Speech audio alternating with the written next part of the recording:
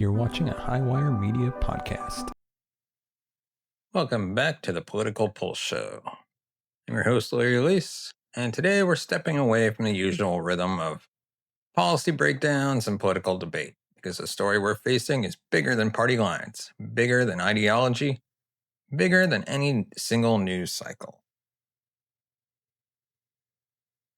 Today, America witnessed something deeply unsettling. Charlie Kirk, the founder of Turning Point USA, was murdered while giving a speech in Utah.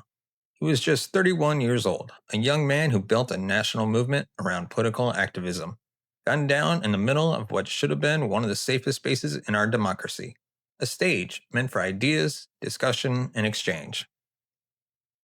When news like this breaks, there's a moment of disbelief. Did this really happen? Did someone actually walk into a venue where Americans had gathered to hear ideas and respond, and not with questions, not with debate, but with bullets? Charlie Kirk wasn't just another commentator. He was someone who, for better or worse, represented a movement that connected with millions of young people. He sparked conversations, stirred controversy, and ignited debates.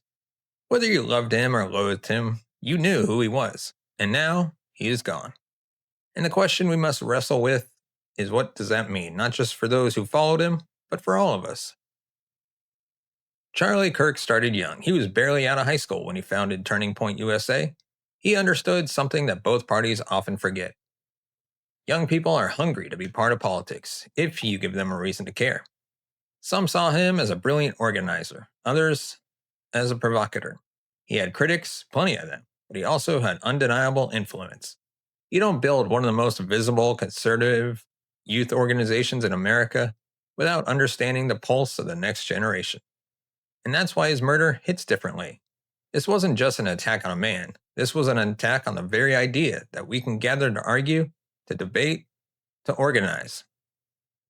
Unfortunately, America has been here before. We know the names: John F. Kennedy, Robert F. Kennedy, Martin Luther King Jr., Abraham Lincoln, even an attempt on presidents like Ronald Reagan, and more recently, Donald Trump. Political violence is part of our history, but that doesn't mean it should be part of our future. Every time it happens, every time someone is killed for their beliefs or their voice, our democracy grows weaker. And it's not just the famous names. We've seen attacks on members of Congress. Gabby Giffords in Arizona, shot while meeting with her constituents. Steve Scalise, shot during a congressional baseball practice. These are moments when politics and violence collide, and the result is always the same: fear, division, and erosion of trust in our system. So what does Charlie's murder say about where we are today? It says our divisions have deepened to the point where some believe violence is a legitimate response to words. It says we've lost the ability to see our opponents as human beings first.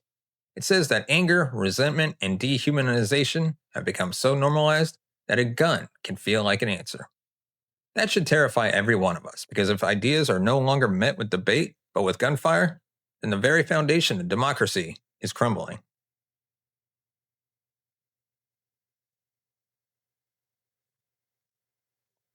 We also have to look in the mirror. The media ecosystem we live in, left, right, mainstream, alternative, it thrives on outrage. It thrives on clicks, shares, ratings. And in that pursuit, we too often forget the cost.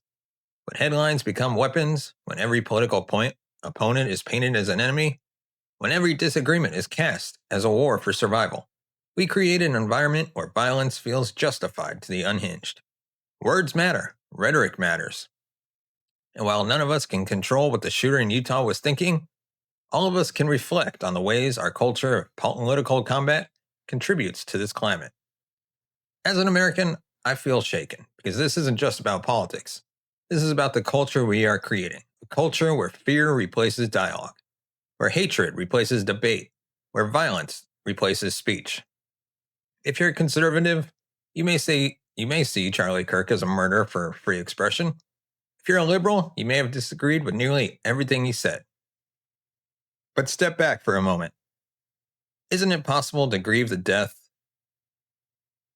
of a young man and condemn the violence without turning it into another partisan talking point? If we can't even do that, then we're losing more than lives. We're losing our soul as a nation. Think about the times in history when America has faced political violence. In the 60s, assassinations shook the country to its core. They also forced Americans to confront the reality that democracy cannot function in a climate of fear. After Lincoln's assassination, there was grief, but also resilience. After Dr. King's assassination, there was despair, but also a renewed commitment to civil rights. After Reagan was shot, there was shock, but also unity across party lines in condemning the act. The lesson from history is clear. Violence can shake us, but it does not have to define us. What defines us is how we respond. I want to pause here and think, not about Charlie Kirk, the political figure, but Charlie Kirk, the human being, a husband, a son, a friend. We sometimes forget that behind every headline, there are people left behind. There are parents who lost a child, a wife who lost her partner, colleagues who lost their leader. It's easy to argue over politics. It's harder to face the reality that someone's loved one is gone forever because of senseless violence. So before we rush into debates about policy or rhetoric, let's remember the human cost. This murder will echo. It will become a touchstone in the ongoing conversation about political violence, security at public events, and the role of rhetoric in our national life. Some will use it to double down on the positions, others will use it as a warning. But the choice before us is clear. Will we let violence drive us further apart, or will we let it push us towards protecting the one thing that makes America unique? The right to speak, to assemble, argue, and to disagree without fear. We can't change what happened in Utah, but we can decide what happens next. We can demand accountability from leaders who use dangerous rhetoric. We can call for media to prioritize truth over outrage. We can commit ourselves in our own conversations to see opponents not as enemies, but as fellow citizens. Because the alternative is unacceptable. The alternative is a country where stages become battlegrounds, where microphones become targets, where free speech is replaced by fear. And if that happens, America ceases to be America. So as we reflect on the life and death of Charlie Kirk, let's take this tragedy as a wake-up call. Not just for conservatives, not just for liberals, for all Americans. We don't have to agree on policies. We don't have to agree on Charlie Kirk's ideas. But we must agree on this. Violence has no place in our democracy. None. The future of this country depends on whether we can rediscover the truth. And it starts with us.